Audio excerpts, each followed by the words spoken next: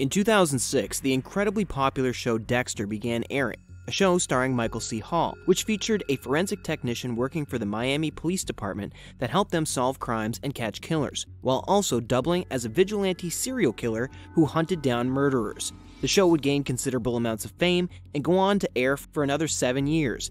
However, unbeknownst to the creators behind the show, it was also slowly but surely inspiring a no-name independent director to indulge in his darkest desires.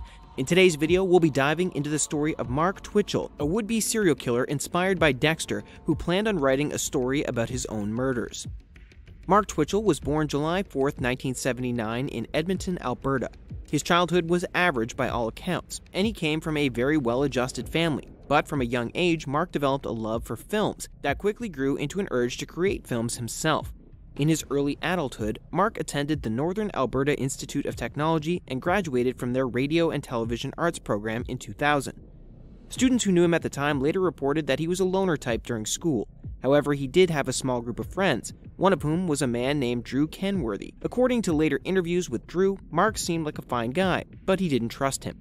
Mark was apparently a horrible classmate who repeatedly failed to do his part when it came to group projects, and would also frequently lie, a trait that would show up again later in his interviews with police. The year after he graduated, Mark met and married an American woman. However, the marriage would fail, and the two would get divorced by 2004. Following his divorce, Mark began to dive into the world of independent filmmaking. In 2007, Mark directed a full-length Star Wars fan film entitled Star Wars Secrets of the Rebellion, and even featured a cameo from Jeremy Bulloch, whom hardcore Star Wars fans will know as the actor that played Boba Fett. According to those who worked with Mark on set, it truly seemed like a real functioning Hollywood set, with many believing that Mark could possibly have a real chance at a future in the filmmaking industry. The movie entered post-production but was never released, as well as Mark's next film, Day Players, which was financed but never filmed or finished. After becoming an extreme fan of the Dexter TV show in the summer of 2008, Mark wrote, directed, and produced an 8-minute short horror film titled House of Cards, which featured a killer who lures a man off an online dating site in order to kill him in a garage, a description which will sound incredibly familiar in a moment. Following the creation of this horror short film, Mark decided he wanted to try the real thing, and became a serial killer like Dexter. He started an account on an online dating website called Plenty of Fish, and pretended to be a woman named Sheena with the intention of catfishing and luring guys to his garage where he planned on brutally murdering them. Mark's first target was a man named Giles Tetreault, and after chatting him up for a bit on a dating app, Mark was able to convince Giles to come pick him up for a date on the 3rd of October 2008. Giles arrived at the house and approached the garage in search of Sheena, as he had been instructed to do previously.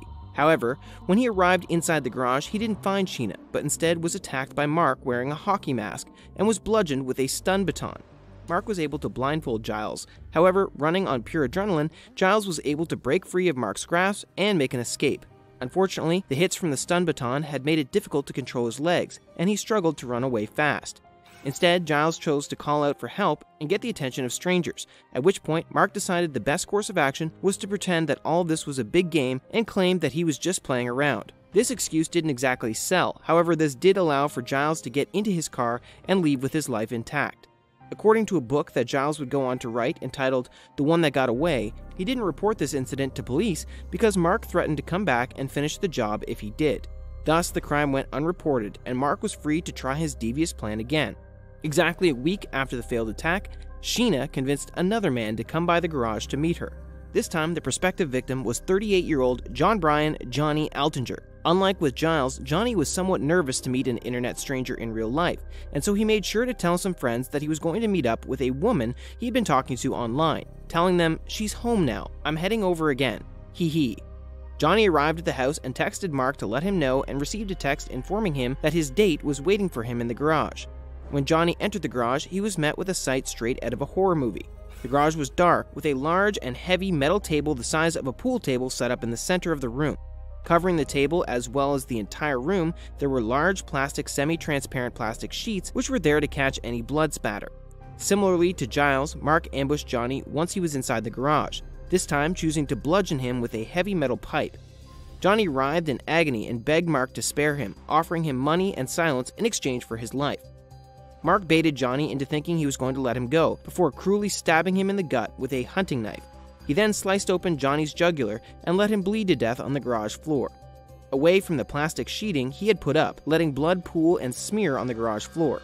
After Johnny's death, Mark hefted him up onto the metal table before grabbing a processing kit, which included a butcher's knife, a fillet knife, a skinner, and a serrated saw. Mark proceeded to cut Johnny's legs off at the knees, decapitate his head, cut his torso in two at the diaphragm, and sliced off his arms at the elbow. The body parts were then thrown into bags and eventually placed into drums at a later date, which were eventually lit on fire. This method of disposal was insufficient for Mark, and he decided to cut up Johnny's remains into little pieces with the intention of dumping them into a river. Mark returned the next day and slowly and methodically shaved pieces of flesh off of Johnny's severed limbs, before knocking out the teeth on the decapitated skull to try and avoid dental recognition. He then finally drove the pieces to a bridge and chucked them into the river.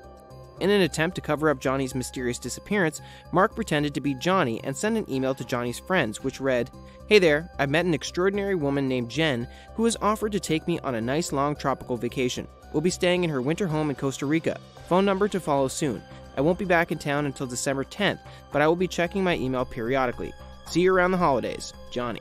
This email was incredibly suspicious, and Johnny's friends were instantly concerned the moment they read it, as not only did it not sound like their friend's writing, it was also an extremely rash and illogical thing for him to do. Mark also sent a similarly weird and vague email of resignation to Johnny's job. However, Johnny obviously failed to pick up his final paycheck, which led to further suspicions. With Johnny's friends and family becoming extremely worried for him, they decided to break into his apartment. It was there that they found not only that he had left dirty dishes in the sink, left his passport, and hadn't packed at all for the several-month trip he was supposedly taking. The police were soon involved, and they were able to track down Johnny's connection with Mark easily, as Johnny had sent one of his friends the exact address of where he was going.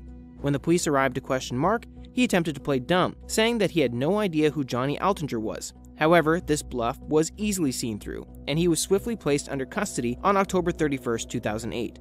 Alongside their interrogations of Mark, the police also searched through his belongings and found a 43-page document on Mark's computer titled SK Confessions, or Serial Killer Confessions, which was a detailed story Mark was writing on his fall into madness and depravity.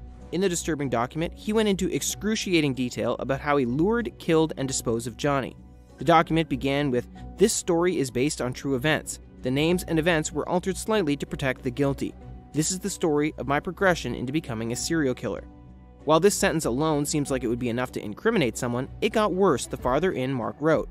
At one point, he even went into detail about how he had played with Johnny's decapitated head before knocking out the teeth, moving his mouth and making voices to make it seem like Johnny was talking.